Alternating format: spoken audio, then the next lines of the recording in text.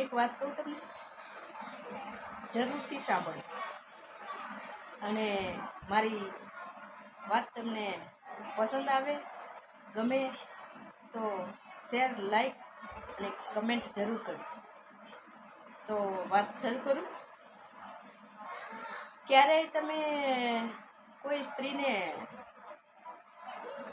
પોતાના માટે ઉપવાસ કરવાનો કોઈ ઉપવાસ તમે જાણ્યો છે?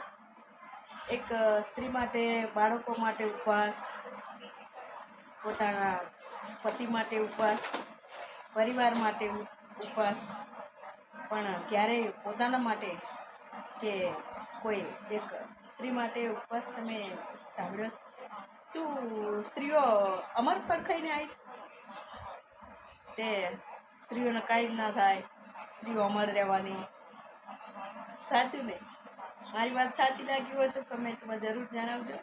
જય શ્રી કૃષ્ણ. રાધે રાધે.